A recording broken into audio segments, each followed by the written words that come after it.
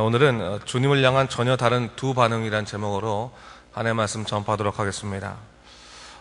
이제 주님께서는 여리고를 지나시어 예루살렘을 향해 나아가십니다. 본문을 보니까 주님께서는 예루살렘을 향한 마지막 입성을 준비하고 계신 것을 볼 수 있습니다. 그러면서 지금까지 주로 걸어 다니시면서 사역하신 것과 다르게 예루살렘의 입성은 나귀 새끼를 타고 들어가시는 것을 볼 수 있습니다. 이것은 당신의 마지막 고난의 길을 상징하시는 일종의 기념식과도 같다 이렇게 볼 수 있는데요. 사실 당시에 예루살렘에는 고위직들이 입성할 때 행하는 일종의 축하 예식, 입성식이 있었습니다. 특히 전쟁에서 승리한 장군들이 입성하거나 왕이 입성할 때에는 대대적인 입성식을 벌였는데, 사실 주님께서는 이미 우리가 어저께 배운 대로 문화 비유를 통해서 자신이 왕임을 증거하셨습니다. 그런 의미에서 오늘 예루살렘의 입성은 왕이 행하는 승리 입성과도 그 의미는 같습니다. 하지만 승리 입성의 모습을 보면 이 세상의 사람들과 전혀 다른 모습들을 주님께서는 보여주고 있는 것을 볼 수 있습니다.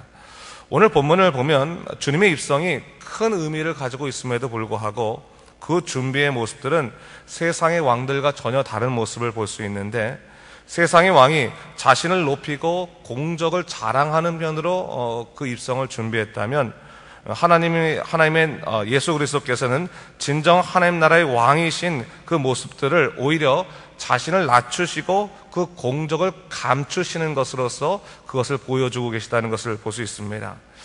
이러한 주님의 행하심의 목적이 뭐겠습니까? 바로 주님께서 이 땅에 오신 이유가 사람들에게 섬기고 그들을 구원하러 오셨다고 하는 예수님의 본연의 목적들을 여기서 드러내고 계신 것입니다. 여러분, 주님은 왕으로 오셨습니다. 그분은 존귀하시며 영화로우십니다. 그러나 주님은 사람들 앞에서 그 존귀와 영화를 포기하셨습니다. 왜입니까? 바로 많은 사람들, 모든 사람들 구원하기 위해서입니다. 무엇을 통해서입니까?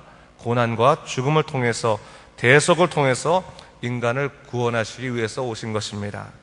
바로 나귀를 부르시는 사건은 그러한 예수님의 희생의 의미, 거룩한 희생의 의미가 담겨져 있다 볼 수 있습니다. 본문 30절을 보면 주님께서 제 아들에게 이르시되 베다니 맞은편의 마을로 가서 아직 아무도 타보지 않은 나귀 새끼를 데리고 올 것을 명하고 계신 것을 볼 수 있습니다. 그리고 제자들이 나귀를 왜 풀고 가느냐라고 묻는다면 주께서 쓰시겠다라고 말하라 이렇게 말씀하신 것을 본문은 얘기합니다. 자, 이것은 주님이 나귀를 사용하시겠다는 그 사건이 우연한 사건이 아니라 주님께서 계획해 놓으신 사건임을 이야기하고 있는 겁니다.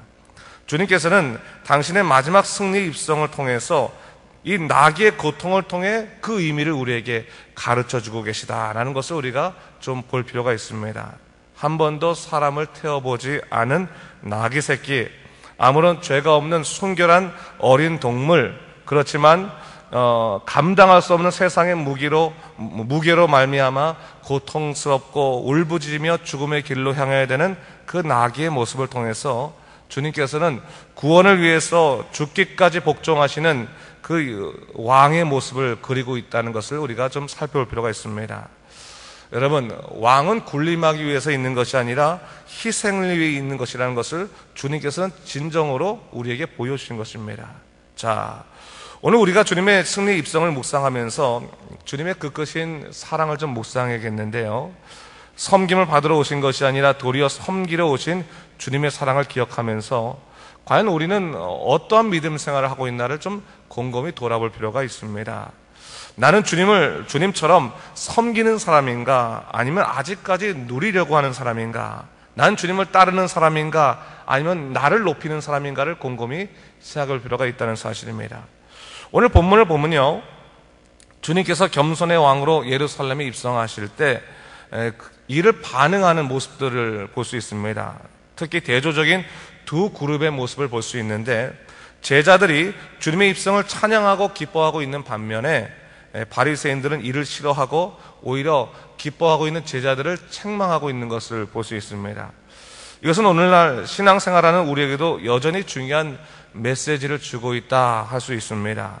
우리는 보통 주님의 임재 앞에서 언제나 기쁨과 찬양이 있다고 생각합니다. 그러나 오늘 본문을 보니까 바리새인들은 주님의 임재 앞에서 기뻐하기는커녕 불만과 불평을 가지고 있는 것을 볼 수 있습니다.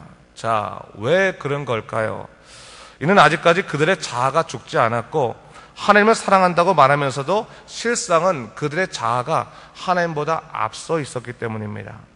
그리스도인들이 언제나 잊지 말아야 될 중요한 기도 중에 하나는 하나님보다 앞서지 않도록 기도하는 것입니다. 하나님보다 앞서서 판단하지 않고, 하나님보다 앞서서 행동하지 않고, 하나님보다 앞서서 실망하지 않고, 하나님보다 앞서서 포기하지 않도록 인도해 주시옵소서. 오직 주님의 뜻이 내 모든 것보다 앞에 서게 인도하여 주시옵소서. 기도할 필요가 있습니다. 매 순간 하나님의 뜻을 생각하며 주님의 뜻에 합당한 믿음의 삶을 살게 되려고 기도하는 것, 영적인 사람들에게 바른 신앙의 자세라 볼 수 있습니다. 자, 오늘 바리새인들은 당시 주님이 참 대단하다는 것은 분명히 인정했습니다. 그러나 주님께서 왜 오셨는지, 주님께서는 어떠한 분이신지, 나에게는 어떠한 의미가 있는 분인지를 깊이 생각해 보지 않았다는 겁니다. 그러기에 복음을 만나지 못한 것입니다.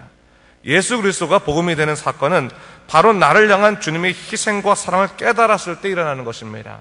바리새인들은 예수님을 그저 유명한 선지자 중에 하나로만 여겼기 때문에 제자들의 환호성이 오히려 불편하고, 그래서 주님께 항의를 하고 있었던 것입니다.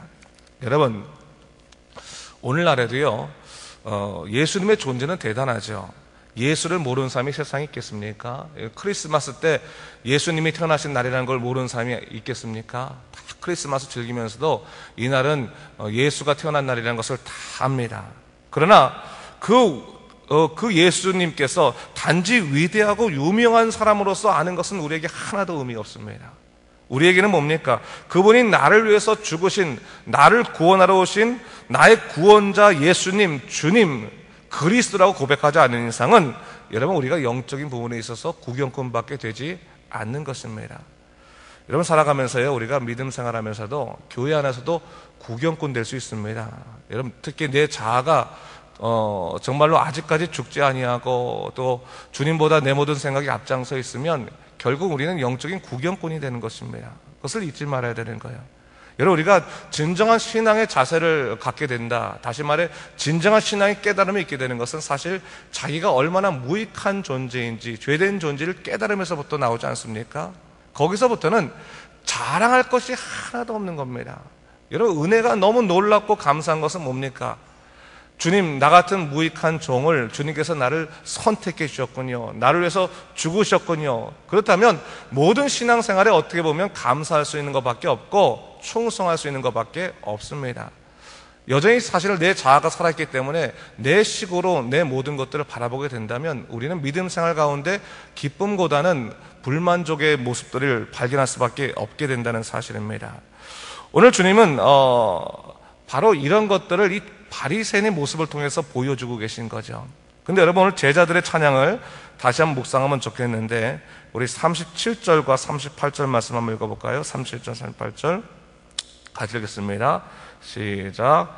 이미 감난산 내리막길에 가까이 오심에 제자의 온 무리가 자기들이 본 바 모든 능한 일로 인하여 기뻐하며 큰 소리로 하나님을 찬양하여 이르되 찬송하리로다. 주의 이름으로 오시는 왕이여, 하늘에는 평화요 가장 높은 곳에는 영광이로다 하니라고 말하고 있어요.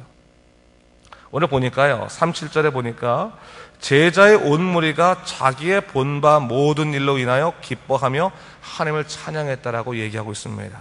여러분, 이것은 어떻게 보면 성도의 신앙생활을 표현해주고 있는 것인데, 성경에서는 보다라는 말과 듣다라는 말이 보통 만남이나 경험, 깨달음이라는 말과 아주 연관성 있게 사용되는 것을 볼 수 있습니다. 그래서 주님을 따르는 사람들이 그들의 삶에서 일으키신 하나님의 능한 일을 봤다고 하는 것은 경험했다, 하나님을 깨달았다, 그들 삶 속에서 주님의 놀라운 약속들을 발견했다라고 하는 의미를 갖고 있는 것입니다. 바로 그들의 삶 속에 일어나는 이 반응이 바로 하나님의 능하신 일 때문에 기쁨과 찬양을 할 수밖에 없었다라고 하는 것을 얘기하고 있는 것이죠. 이런 그것을 우리가 좀 알아야 됩니다. 30절 다시 한번 보시면 좋겠는데요. 보세요. 제자의 온 무리가 자기들이 본 바 모든 능한 일로 인하여 기뻐하며 큰 소리로 하나님을 찬양했다라고 말하고 있습니다. 여러분, 이것은 뭡니까? 수동적인 표현입니다. 수동적인 표현. 다른 말로 말하면 뭐냐면 그들 스스로가 내가 찬양하겠다 결심해서 찬양한 것이 아니라 하나님의 놀라신 능한 일이 일어남으로 인해서 내가 찬양할 수밖에 없었음을 고백하는 그 수동형의 그 표현이라는 거예요. 여러분, 우리가 항상 잊지 말할 것이 뭐냐면 하나님은 우리 삶 속에 들어와서 우리 하여금 굴복시키시는데 당신이 나의 주님이시고 위대한 왕이라는 것을 알 수밖에 없도록 만들어 주신다는 거예요. 또한 성령께서 우리로 하여금 진정한 하나님의 세계 가운데서 우리 자신을 내려놓을 수밖에 없게 된다는 사실입니다. 여러분, 그 놀라운 세계 안에서 내 자신을 내려놓게 되었을 때 우리는 하나님의 놀라우신 세계를 바라볼 수 있게 되는 것입니다. 여러분, 오늘 우리가 다시 한번 믿음 생활하면서 주님의 입성을 좀 가만히 생각해 보십시오. 나는 주님의 입성에 어떻게 반응하는 사람인가? 그 입성 자체에 찬양하며 하늘에는 평화요 가장 높은 곳은 영광입니다라고 기쁨과 감사를 드리는 사람인가? 아직까지도 내 판단 안에서 이것은 좋다, 이것은 나쁘다 말하면서 하나님의 그 귀한 일들을 갖다가 아직까지 저울질하는 사람인가를 곰곰이 생각해 보면서 진정으로 믿음의 귀한 삶을 살아가신 여러분 되시기 바랍니다. 이를 통해서 정말로 참 기쁨의 삶, 믿음의 삶을 살아간 여러분 되시길 주님의 이름으로 축원합니다. 기도하겠습니다. 주님, 감사합니다. 이 아침에 우리가 예수님의 입성을 보면서 대조적으로 반응하는 두 사람들을 보게 됩니다. 제자와 바리새인, 둘 다 하나님을 안다는 사람이었지만 바리새인은 하나님보다 자기가 더 앞장서 있고 자기 의가 살아있었기 때문에 진정한 하나님의 놀라운 역사를 바라보지도 못하고 예수님이 입성할 때 그 기쁨에 참여하지도 못했습니다. 하나님, 이러한 어리석은 사람이 되지 않게 하여 주시고 오직 주의 놀라신 약속 가운데 살아가는 믿음의 사람이 될 수 있도록 인도하여 주시옵소서. 감사드리며 예수님 이름으로 기도드립니다. 아멘.